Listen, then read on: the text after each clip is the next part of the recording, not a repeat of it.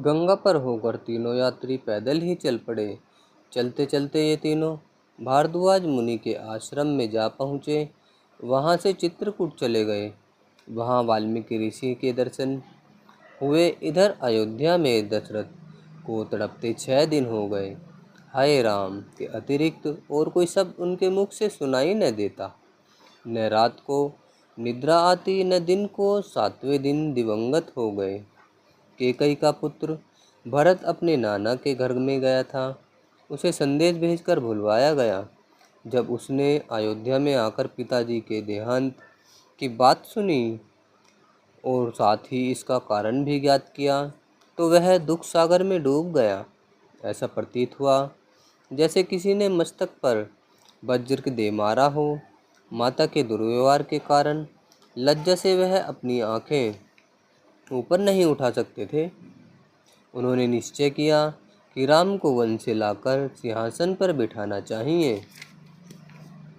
अपने मंत्रियों व भाइयों शत्रुघ्न को साथ लेकर वह चित्रकूट की ओर चल पड़े। जब पर्णकुटी में राम, सीता और लक्ष्मण को वल्कल वस्त्रों में भूमि पर बैठे देखा, तो भरत के धैर्य का बांध टूट गया। राम के गले लगकर रुदन करने लगे। राम ने कहा, भाई भरत, क्या हुआ? यह क्या कर रहे हो? तुम्हें तो इस समय वृद्ध पिताजी की सेवा में होना चाहिए था। भरत ने फूट फूट कर रोते हुए बताया, आपके वियोग में पिताजी तो परलोक सिधार गए। राम की आंखें भी पितृशोक में छलक उठी। फिर भी बोले, तो माताओं को धीर बांधने के लिए वहीं रहना था। भरत बोले, पूजनीय भ्राता जी, यह कैसे हो सकता है कि आप जैसा भाई तो वन में कष्ट उठाए और मैं राज्य करूं? मुझसे यह न होगा।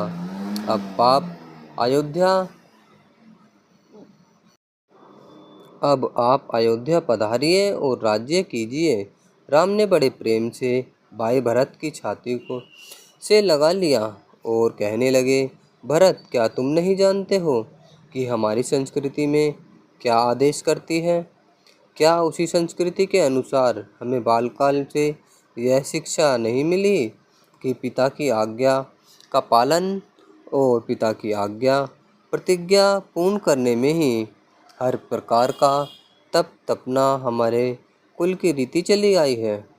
जब पिताजी ने मेरे लिए 14 वर्ष के वनवास की आज्ञा और तुम्हारे लिए राज्य करने की आज्ञा दे दी और मैंने उसी के अनुसार प्रतिज्ञा कर ली, तो अब हम सब यही धर्म हो जाता है कि उसी के अनुसार चलते हुए अपने कुल की मर्यादा को जीवित रखें।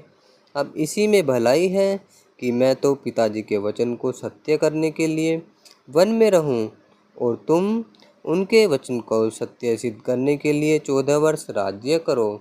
झूठी लोकलाज और मोह में फंसना उचित नहीं। माता कौशल्या भी भरत के साथ चित्रकूट पहुंची हुई थी। उन्होंने भी कहा, मैं तेरी माता हूँ। राम, मेरी विनती सुन और अपनी कोमलांगना सीता को देख। लक्ष्मण की ओर निहार। थोड़े ही दिनों में इनके मुख केसु के पुष्प बन रहे हैं। चलो अब अयोध्या को लौट चलो। इसी समय कैकई भी आगे बढ़ी, जो हर ओर से तिरस्कृत हो चुकी थी। जिस पुत्र भरत के लिए उसने इतना बड़ा उपद्रव किया, वह भी उसका मुख देखना नहीं चाहता था। वह साहस करके आगे बढ़ी, नेत्र जल से पूर्ण थे। बड़े कष्ट से उसने मुंह खोला, परंतु राम कहकर भी गले रुक गया और टपक टपक अश्रु गिरने लगे। कुछ समय रोने से जब कुछ शांति हुई, तो कैकई ने कहा, राम, मेरा अपराध क्षमा करो। जो वर मैंने महाराज से मांगा था, उसे अब मैंने लौटा लिया। अब तुमको वन में रहने की आवश्यकता नहीं। मेरे मस्तक का काला कलंक अब तुम ही दूर कर सकते हो। तुम्हारे बिना अब और कौन? यह कहते कैकई बेसुध होकर गिर पड़ी। सीता तुरंत आगे बढ़ी और कैकई को संभाल कर उसे तलवे गरम करने लगी। राम ने आगे बढ़ के बड़े प्रेम से माता कैकई को भूमि से उठाया और कहा, माता, मेरे हृदय में आपके प्रति जो श्रद्धा भक्ति तथा प्रेम पहले था, वही अब भी है। इस घटना ने इसे कम नहीं किया। आप कोई चिंता न करें, कर्मों की गति ने यही कुछ दिखलाना था। इसमें किसी का कोई दोष नहीं है। अब हमें आशीर्वाद दो कि हम पिताजी की आज्ञा पूर्ण करके फिर आपका आशीर्वाद प्राप्त कर सकें। सीता पास खड़ी ये सब बातें सुन रही थी और मन ही मन गौरव अनुभव कर रही थी कि मुझे कितने बड़े धर्मपरायण और मधुरभाषी पतिदेव मिले हैं। जब सबने अपना बल लगा लिया तो अंत में जबाला ऋषि ने भी अपना मंत्र फूंका, परंतु रामरति भर विचलित न हुए। सबको यही उत्तर दिया कि अब तो पितृ आज्ञा का पालन करने के पश्चात ही अयोध्या के दर्शन करूंगा। अच्छी बात यह है, यदि यही निश्चय है तो फिर मेरा अंतिम निवेदन स्वीकार कीजिए। भरत ने राम से कहा और राम के चरणों में झुककर प्रार्थना की, यह पादुका प्रदान कर दीजिए। मैं आपकी इन पादुकाओं को सिंहासन पर स्थापित करके राज्य की सेवा करूंगा और तपस्वियों जैसा जीवन व्यतीत करता रहूंगा। आपकी प्रतीक्षा करता रहूंगा। यदि 14 वर्ष के पश्चात आपके दर्शन न हुए तो मैं अग्नि में कूदकर अपना अंत कर लूंगा। आह, कितना अनुपम भ्रात प्रेम और श्रद्धा है। क्या कोई और सभ्यता भी ऐसा दृश्य दिखला सकती है? अब तो थोड़े से ही सुख और धन के लिए ही भाई अपने भाई के रक्त का प्यासा हो रहा है। धन्य हो भरत। भरत तो अपनी माताओं और मंत्रियों सहित अयोध्या की ओर चल पड़े और वहां पहुंचकर नंदीग्राम में सिंहासन पर पादुका रखी और स्वयं राम का प्रतिनिधि बनकर राज्य सेवा में तत्पर हो गए। इधर राम जी ने विचार किया कि अब चित्रकूट में रहना उचित नहीं, अन्यथा अयोध्यावासी यहाँ आते ही रहेंगे। सीता और लक्ष्मण ने भी अनुमति दे दी और इन वनवासियों से चित्रकूट को भी त्याग दिया। चलते चलते कितने ही पर्वत और वन पीछे रह गए। इन पर्वतों की कंदराओं में कितने ही ऋषि और योगियों के दर्शन हुए। एक दिन ये यात्री अत्रि ऋषि ने गए सुंदर आश्रम में जा पहुँचे। ऋषि की पत्नी अनुसुईया ने सीता से सारा वृतांत बड़े प्रेम से सुना और फिर जानकी को आशीर्वाद देते हुए कहा, सीते सुनो, माता पिता भ्राता ये सब सुख तो देते हैं, परंतु थोड़ा वास्तविक सुख तो पति से ही मिलता है। वह स्त्री बड़ी अधम है जो अपने पति की सेवा नहीं करती। धैर्य धर्म मित्र तथा नारी की परीक्षा आपातकाल में ही होती है। स्त्री का यही धर्म है कि तन मन वचन से पति के चरणों में प्रेम रखे। यही उसके लिए व्रत है, धर्म है और यही एक नियम है। ऋषि पत्नी के इस आदेश को सुनकर सीता गदगद हो गई। मन ही मन वह इस कसौटी पर अपने आप को परखने लगी। अगली प्रातः स्नान संध्या हवन से निवृत्त होकर और आश्रमवासियों को नमस्ते करके धर्म में बंधे हुए ये यात्री फिर आगे चल दिए। बड़ा भयावना वन है यह। सीता कह ही रही थी कि छिपे हुए एक राक्षस ने सीता पर आक्रमण कर दिया। राम ने एक ही बार में उसे समाप्त कर दिया। वह राक्षस ऋषि मुनियों को बहुत कष्ट दिया करता था। अब वे निश्चिंत हो गए। इसी प्रकार चलते चलते शरभंग ऋषि का आश्रम आया। अगस्त्य ऋषि जो बहुत विद्वान और तपस्वी थे, उनके भी दर्शन हुए। ऋषि के आश्रम में विदेशों से विद्यार्थी आकर पढ़ते थे। अगस्त्य मुनि ने राम, सीता और लक्ष्मण का बड़ा सत्कार किया और विदा होते हुए समय कुछ ही ऐसे वस्त्र शस्त्र भेंट किए जो अमोघ शक्ति रखते थे। ऋषि ने कहा, राम, ये अस्त्र आपके बहुत काम आएंगे। यहाँ से कुछ दूर पंचवटी का सुंदर पर्वत है, वहीं कहीं कुटिया बना लीजिए। ये यात्री अब दंडकारण्य में पहुँच गए। गोदावरी के तट पर पंचवटी का स्थान जो देखा तो राम ने कहा, यहाँ की शोभा अपूर्व है, यहीं निवास करना चाहिए। लक्ष्मण जी की कुटिया बनाने में तत्पर हो गए। पर्णकुटी बनाते देर नहीं लगी। घास फूस और बिछौना भी तैयार हो गया। सारी दिनचर्या बना ली गई। उस समय से ही पूर्व ही उठकर प्रभु भजन आरंभ हो जाता। प्रातः होते ही गोदावरी में स्नान करके सब संध्या तथा जप करते और फिर वन के फल खाते। पंचवटी के वन में एक फल ऐसा था जो सीता को बहुत प्रिय लगा। वह उसे जी भरकर खाती। इस फल का नाम ही सीताफल पड़ गया। आज भी इस फल को सीताफल ही कहा जाता है। नासिक में यह बहुत होता है। उसी के निकट पंचवटी है। एक फल राम को बहुत भाया। वह उसे जी भरकर खाते। उसका नाम रामफल विख्यात हो गया। फलाहार के पश्चात सत्संग प्रारंभ हो जाता। वेद मंत्रों की व्याख्या, आत्मा परमात्मा की गूढ़ बातें, उपनिषदों के रहस्यमय पूर्ण मर्म सब कुछ बातों में आ जाता है। और किसी किसी समय बीती हुई बातें, मिथिला और अयोध्या की सुंदर कहानियाँ एक एक करके तीनों सुनाते। राम सोड़ भी थे, सीता को खूब हंसाते। सीता पतिदेव की सेवा में लगी रहती। उनके मन भाते फूल दूर दूर से खोज कर ले आते। वह सर्वदा ध्यान रखती कि कहीं पतिदेव को कोई शारीरिक अथवा मानसिक दुख न हो। एक दिन भगवान की महिमा और शक्ति की बात चल पड़ी तो राम कहने लगे, वेद ने तो यह सारा संसार उसी का रूप बतलाया है। राम, यह कल कल करती गोदावरी उसी के गीत गाती। सांसा करता हुआ वायु उसी की कृपा से चलता है। सूर्य को ज्योति उसी ने दी है। अनंत काल से अनंत लोग उसी की महिमा का वर्णन करते चले आ रहे हैं, परंतु अंत में सब थक जाते हैं। थके भी क्यों न, वह हुआ सर्वज्ञ और मनुष्य हुआ अल्पज्ञ। भला गागर भी सागर की था पा सकता है। इसी प्रकार एक दिन संसार और संसारी लोगों की विचित्र बातों का क्रम चला हुआ था कि इतने में एक सुपर्णखा नाम की राक्षस कुल उत्पन्न देवी या कुछ और वहां आ पहुंची।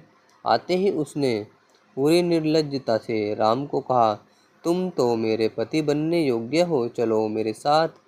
राम ने उसे समझाया, देवी मैं विवाहित हूँ। मैंने अपना हृदय इस सीता को दे रखा है। तू ऐसा प्रस्ताव मेरे सामने न रख। यह आर्य संस्कृति को दूषित करने वाली बात है। परंतु सुपर्णखा वही बात रटती चली गई।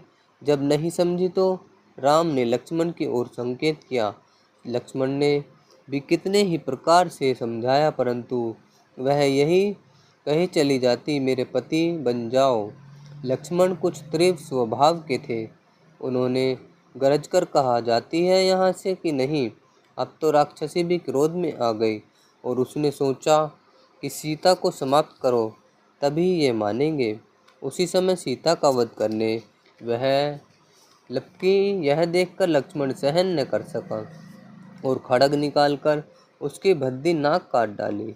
यह सुपर्णखा लंकापति रावण की बहन थी। रावण ने खरदूषण दो सेनापतियों को 14,000 सेना सहित इस प्रदेश को देखरेख के लिए रखा हुआ था। सुपर्णखा ने खरदूषण को अपनी अवस्था बताई तो थोड़ी ही देर में राक्षसों के दल वहां पहुंच गए। देखते ही देखते राक्षस सेना ने पूरे बल के साथ राम पर आक्रमण कर दिया। इस समय अगस्त्य ऋषि के जरिए दिए शास्त्रों ने बहुत काम किया। एक शस्त्र सहस्त्रों को समाप्त करने लगा। थोड़ी ही देर में खरदूषण समेत सारे राक्षस राम के अद्भुत शस्त्रों से समाप्त हो गए। सीता ने राम के अपूर्व बल पराक्रम पर तथा युद्ध कौशल को देखा तो अपने आप को धन्य धन्य कहने लगी। सुपर्णखा ने खरदूषण तथा राक्षसी सेना के पूर्ण नाश का समाचार समुद्र पार जाकर लंकापति रावण को सुनाया और अपनी कथा भी बताई।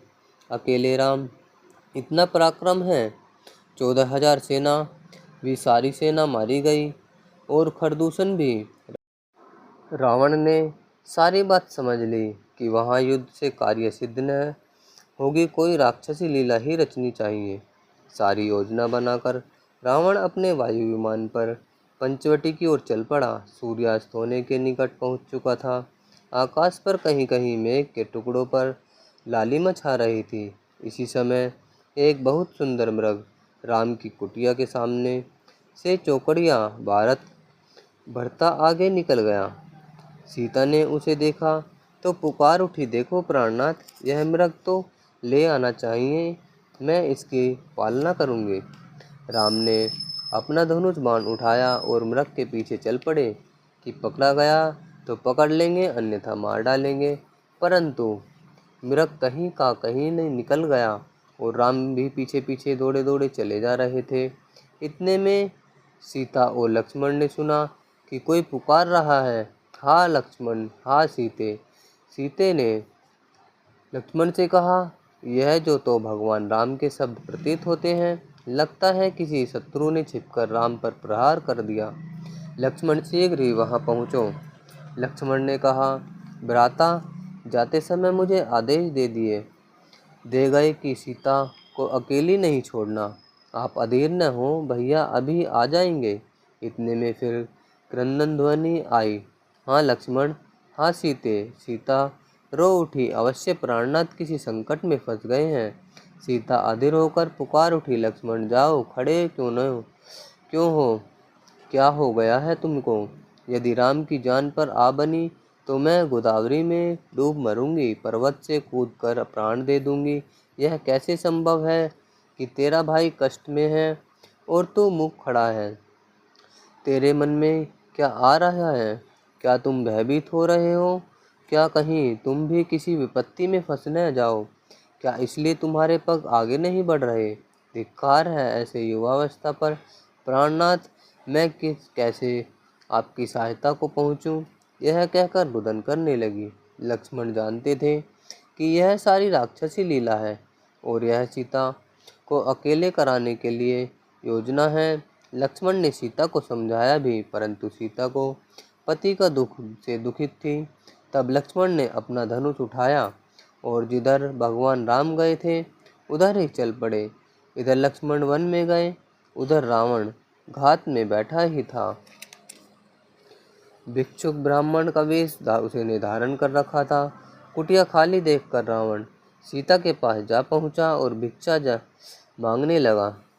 सीता ने भिखारी जानकर कुटिया में जो कंदमूल थे आगे रख दिए और कहा, विशेष आतिथ्य है, मेरे पति देव और देवर आकर करेंगे। रावण ने कहा, तुम तो अंदर खड़ी हो, बातें कर रही हो, बाहर आकर भिक्षा दो। सीता ने ब्राह्मण की बात स्वीकार कर ली और बाहर आकर भिक्षा देने लगी। तो रावण ने सीता को उठा लिया और रथ पर बिठाकर चल दिया। सीता हाहाकार करती रही और जब देखा कि मदद करने कोई नहीं पहुंच रहा तो रो रो कर वृक्षों तथा पक्षियों से कहने लगी, राम को बतलाना देना कि दुष्ट रावण मुझे उठाकर ले जा रहा है। गोदावरी, मेरे राम को संदेश दे देना कि वह शीघ्र लंका पहुँचे और मुझे पापी की कैद से मुक्त करे। आकाश में दौड़ लगाने वाले पक्षियों, लक्ष्मण से कहना कि सीता बहुत पश्चाताप कर रही थी, तू सच्चा था, मेरी ही विवेक बुद्धि नष्ट हो गई थी। जो कटुवचन कहे, जो तुझ पर निसंदेह संदेह किया, उसके लिए क्षमा करना और राम को साथ लेकर लंका शीघ्र पहुंचना। विलाप करते हुए सीता ने अपने आभूषण उतारकर मार्ग में फेंकने शुरू किए। इतने में रावण ने यान पर किसी ने आक्रमण किया। यह जटायु था, जिसने एक अबला का करुणा क्रंदन सुन लिया था और उसकी रक्षा के लिए करने को आया था, परंतु रावण अधिक बलशाली था। जटायु बहुत घायल हो गया और रावण फिर आगे मार्ग पर जाने लगा। सीता उसी प्रकार सहायता के लिए पुकार रही थी। इतने में सीता ने नीचे देखा कि वानर जाति के 5 व्यक्ति खड़े ऊपर देख रहे हैं। सीता ने अपने आभूषण उनके पास फेंक कर कहा, राम मिल जाए तो शीघ्र उन्हें कह देना, सीता को रावण बलात् लंका लिए जा रहा है, शीघ्र पहुँचो। फिर रावण को संबोधन करके सीता ने कहा, तेरा दुष्ट प्रयोजन 3 काल में भी पूर्ण न होगा। मैं अपने प्राण दे दूंगी, परंतु अपने सतीत्व को कलंकित न होने दूंगी। रावण भगवान से डर और अब भी मुझे छोड़ दे, तेरा यह सारा परिश्रम निष्सफल हो जाएगा। देख लेना, तेरा सर्वनाश हो जाएगा। मैं मरूं या जीवित रहूं, परंतु राम भगवान तेरा अभिमान समाप्त कर देंगे। तेरा कल्याण इसी में है कि तू मुझे मुक्त कर दे। परंतु रावण को तो उसका काल कुमार्ग पर लिए जा रहा था। लंका में प्रवेश करके रावण कहने लगा, यह देख स्वर्ण की लंका, यह देख मेरा वैभव। सीता ने फिर रावण को फटकारा और कहा, इस स्वर्ण की लंका पर न भूलो रहो तो यह जलाना ही चाहती है। रावण ने सीता को बड़े आदर सत्कार से रखा और कितनी ही दासियां सेवा के लिए नियत कर दी। एक दिन रावण ने सीता के भवन में जाकर यह प्रस्ताव किया, तू मेरी पत्नी बन जा। यदि मैं चाहूँ तो बलात् सबके बातें स्वीकार करा सकता हूँ। भलाई इसी में है कि मेरा प्रस्ताव स्वीकार कर लो। सीता बोली, कोई भी भय मेरे हृदय से राम को पृथक नहीं कर सकता। मैं राम का त्याग नहीं कर सकती। रावण दुष्ट, विचार मन से निकाल दो। रावण ने जब देखा कि बात बनती दिखाई नहीं देती, तो सीता को राजभवन से निकालकर अशोक वाटिका में ले जा रखा और उसे विचार करने के लिए 1 वर्ष का समय दिया। सीता की सेवा के लिए 20 दासियां उसके पास रखी थी।